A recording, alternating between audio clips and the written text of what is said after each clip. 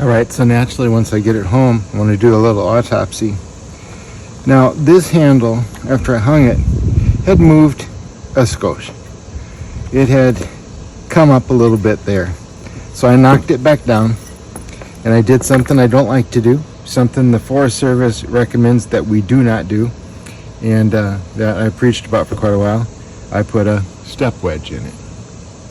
Did the step wedge correspond to the crack? Well, not exactly.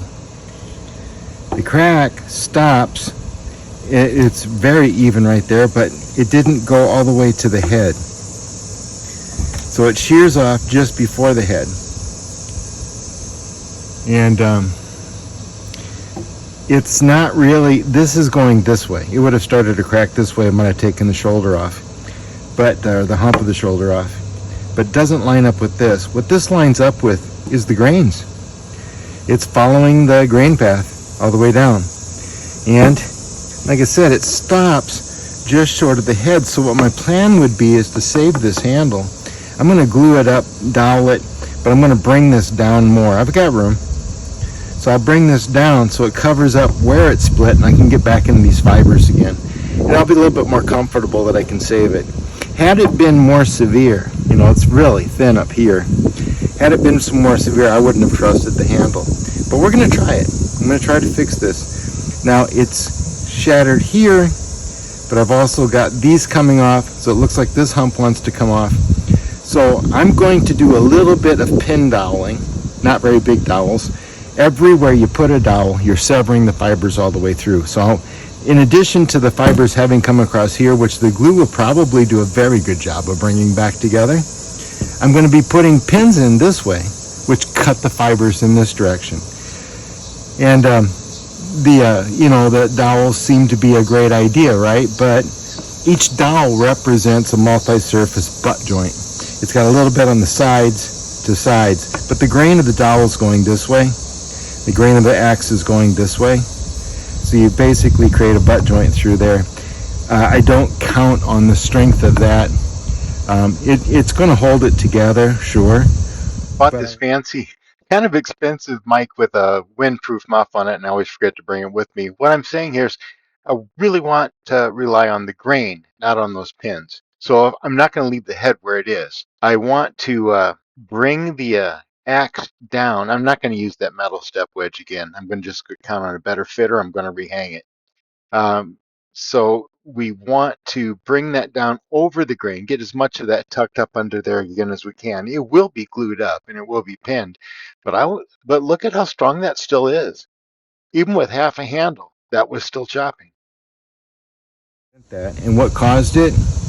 The red pine is that soft fibrous wood. So a lot of times, if you don't get the angle just right, too skinny and you're glancing off, too steep and it just bounces off. When you hit it just right and it digs in, sometimes if you don't penetrate enough, what happens is it comes down and trips your axe. So at the last minute I'm going to click. I'm coming into the wood at 45 degrees. It doesn't want to penetrate because it's like hitting, a big cotton ball. And it trips my axe. So it trips it to the side like this. So you'll see some of the hits in that video. I'm coming into the wood and it snags on the wood and then the axe just twists. It twists in my hands. I suspect that's what happened on the stroke before this happened. And then when it happened on this stroke, I heard the crack. I thought it was the tree cracking. Never in a million years thought it was the handle until the second strike. Second strike, I stopped and said, oh, that's the handle. And I looked down and I go like, that's my Rod Cumberland handle. That man put his hands on it. He made that for me. Well, Rod, I'm going to save it. We're going to put that back together.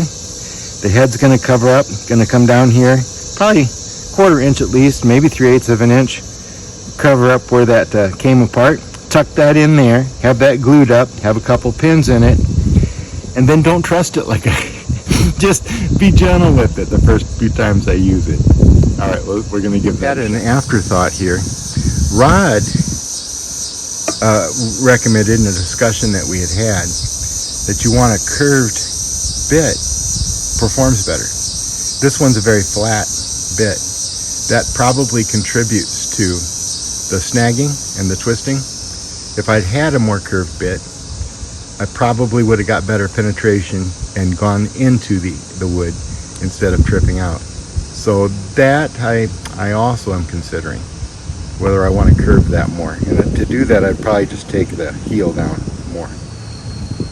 Hate to do it, because I like to preserve them the way they come, but if it's going to destroy handles, I'm going to change that. That'll be another experiment. But I think that will improve it in that wood. So in red pine, standing dead, red pine, saturated, like hitting a mattress or hitting a big giant cotton ball, a dense cotton ball that wants to trip your axe. Maybe you want more penetration from a curved bit.